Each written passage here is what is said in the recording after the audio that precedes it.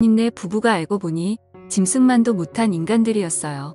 저는 남편과 같이 제조업 공장을 운영하고 있었어요. 플라스틱을 만드는 공장을 하는데 업체에서 주문한 플라스틱 용기나 제품을 만들고 있죠. 이 공장을 하기까지 남편과 함께 정말 수도 없이 많은 좌절을 맛봤어요.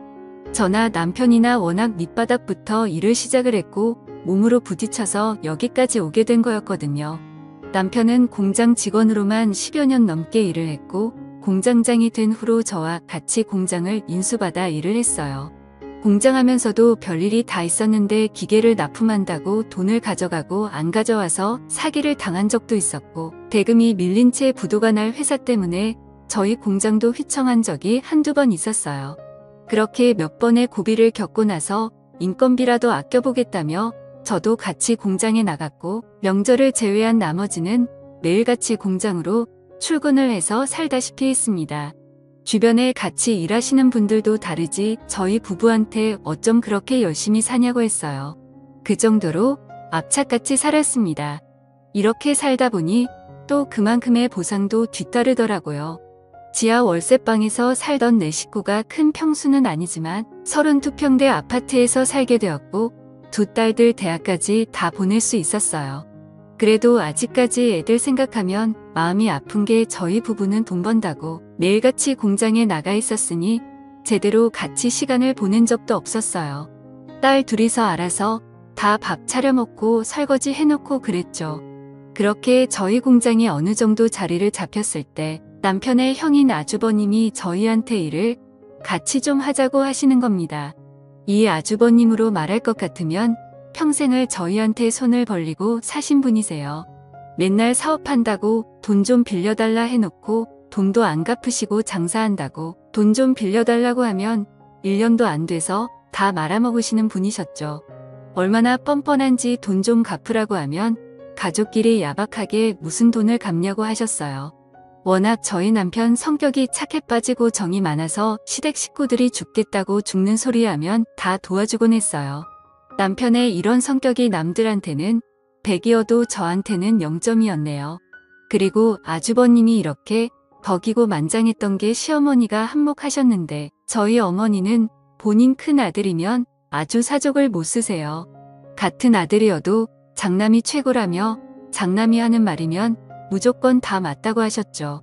한 번은 시어머니가 저희 남편한테 네 형이 지금 돈 때문에 힘들어하는데 동생이라면 형님이 돈 좀 쓰세요 하면서 얼마 주워주고 그래야지. 너는 공장하면서 돈 벌고 있는데 네 형은 지금 직업도 업장이야 하시는데 저는 그런 어머니한테 안 된다고 했어요.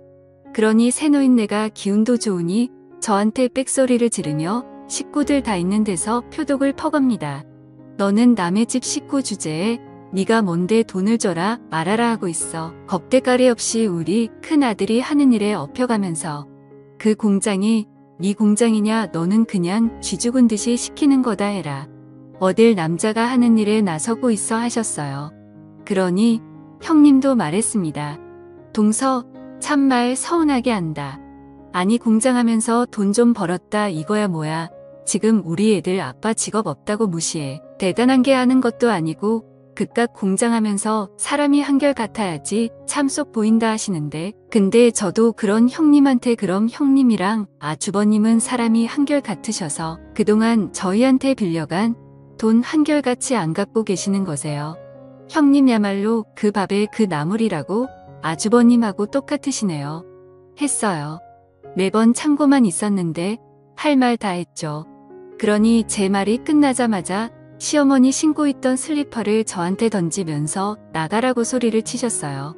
그렇게 못 베어먹은 애가 집에 들어오니 눈에 뵈는 게 없지 하셨죠. 그러면서 너는 이런 대우받아도 싸다 하셨네요. 시댁 식구들 다 이런 식이었어요. 결국 남편은 본인 형을 직원으로 채용을 했어요. 근데 아주버님 3개월 정도 일하고 나오지도 않았죠. 제가 오죽하면 남편한테 당신은 어디서 주워온 자식 아니냐고 했어요. 그나마 남편이 제일 멀쩡했거든요. 그러다 제 나이 50대던 해 남편과 슬슬 노년을 계획해야 할 때 커다란 시련이 닥쳐왔습니다. 저희 남편이 하늘나라에 가게 되었어요. 급성 심근경색으로 사망을 하였는데 공장에서 혼자 있다가 그렇게 된 거였어요. 하필이면 그날 저희 둘째 딸이 대학 근처에 자취방을 알아봐야 돼서 제가 수원으로 올라가야 했거든요. 제가 공장에 없을 때 이런 일이 생긴 겁니다. 옆 공장 사장님이 저희 남편한테 같이 점심 먹자고 하러 갔다가 사무실에서 남편을 발견했고 저한테 연락이 왔어요. 저는 그 얘기를 듣자마자 바로 내려갔고 남편이 있는 병원으로 갔는데 이미 시간이 많이 지난 상태였다고 하더라고요. 그날 제가 딸한테 안 갔더라면 남편을 살렸을 텐데라는 후회가 정말 물 밀듯이 밀려오고 죄책감까지 들었어요. 그리고 남편 장례식장에서 또 한 번 시댁 식구들과 한바탕 난리가 났어요. 쓰레기 같은 단토도는 무부와 시어머니가 저희 남편 장례식장에서까지 돈 얘기를 했더라고요. 장례식장 식사하는 데서 셋이서 쑥덕거리는 걸 제 친구가 듣고 저한테 얘기를 해줬는데 정말 장례고 뭐고 죄다 뒤집어 엎어놓고 싶었습니다. 여태까지 아주버님이 저희 부부한테 빌려간 돈이 총 7천만 정도 되었거든요.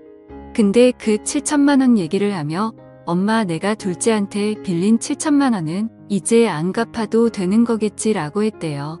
그러니 시어머니가 아주버님을 팔로 슬쩍 치시냐 당연하지. 그 돈은 안 갚아도 되는 거야. 평생 그 돈 갚으라는 소리 들었는데 이제 둘째까지 죽은 마당에 그걸 뭐하러 갚냐라고 하셨다네요. 그러니 형님도 어머 그럼 우리 그 돈 안 갚아도 되는 거야. 우리 완전 개탄내 하면서 7천만 원 안 갚아도 되는 대신 상주 역할 톡톡 해야겠네 라고 하셨대요. 그러니 아주버님이 그의 7천만 원 대신 둘째 가는 마지막 날까지 옆에 잘 있어주면 되는 거야 라고 했대요. 진짜 이 인간들 사람인가요?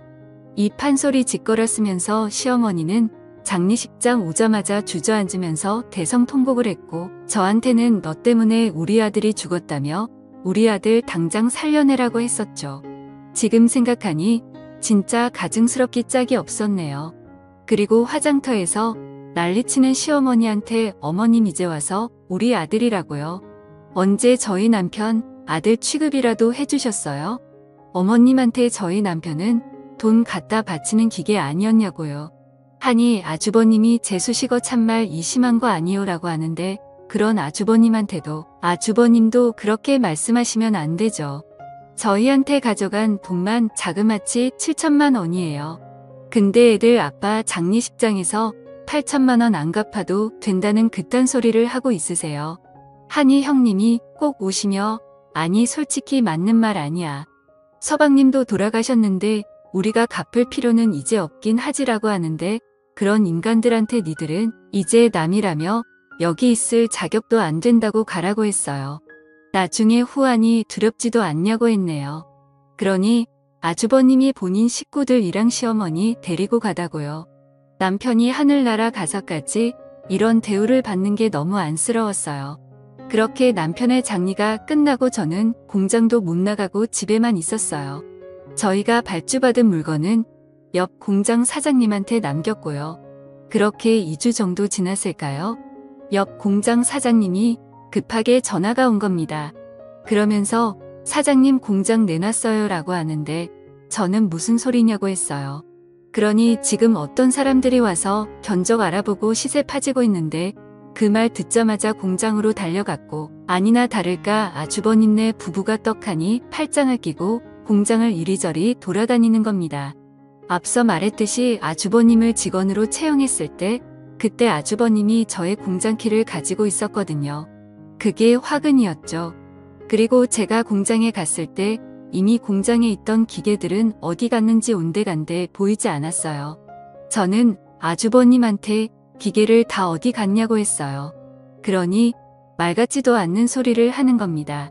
아, 그 기계가 오래돼서 기름칠이라도 다시 하려고 수리 맞겠어요 라고 하는데 아주버님 무슨 말 같지도 않는 소리를 하세요. 기름칠하려고 몇 톤씩 되는 기계를 옮겨요? 설마 기계 다 갖다 팔았어요? 라며 미친 사람처럼 소리를 질렀어요. 그러니 아니 재수씨는 보름 동안 공장도 안 나온 주제에 책임의식도 없이 이제 와서 뭐 하자는 거예요? 이렇게 책임도 못 지는 공장 갖다 팔아버려야지 라며 내가 기계 팔았어요. 왜요? 라고 당당하게 얘기를 하는 겁니다. 저는 그런 아주버님한테 상욕을 하며 네가 진짜 사람 새끼냐고 했어요. 이런 말하면 당연히 안 되는 걸 알지만 이 상황에서 좋은 말이 나올 수가 없었어요. 니들이 뭔데 우리 부부가 평생 일길론 자리를 니들이 뺏냐고 했어요. 그러니 아주버님은 이 공장 이후에 재수식계라며 공장도 이렇게 방치해놓고 제대로 관리도 못하는데 이 공장 엄연히 우리 동생 거고 나는 우리 동생이랑 피가 섞인 형제야. 형제가 대신 공장 정리해주고 있었는데 이게 어딜 지금 나타나서 행패야. 행패는 왜 우리 동생 돈이 탑이나 한가라고 하는데 이 사람들 진짜 미친 게 아닌가요? 저는 아주버님 내 부부한테 니들 이거 범죄야. 범죄 니들이 지금 무슨 짓을 했는지 모르지. 뭐 동생 거라서 대신 정리를 해주고 있다고 법으로 그렇게 해도 된다고 그래. 니 이것들이 아주 콩밥 먹어야 정신을 차리겠네. 어딜 겁대가리 없이 남의 소유물에 손을 대하며 경찰서에서 보자고 했어요. 그리고 저는 곧장 경찰서로 갔고 아주버님네 부부 절도죄로 고소를 했습니다. 그리고 고소장이 접수가 됐는지 시어머니랑 아주버님 부부가 저를 찾아와서 기계 판돈 돌려줄 테니까 고소 취하라고 하더라고요. 고소 취하 안 하면 우리도 가만히 안 있을 거라고 협박까지 하는데 저는 그런 인간 말종들한테 아이고 무서워라. 이젠 협박까지 하세요. 가만히 안 있으면 어쩔 건데요. 협박까지 추가로 고소 한 번 더 해드려 했어요. 그러니 형님은 어떻게 가족끼리 고소를 안 하며 서방님이 살아계셔도 동서가 하는 일 보고 가만히 있겠냐고 하는데 저는 그런 형님한테 우리 애들 아빠가 살아있었으면 저한테 아주 잘했다고 박수라도 쳐줬겠죠. 당신들은 콩밥 먹고 제대로 정신 차려야 갱생이 될까 말까 하는 인간들이라고 했어요.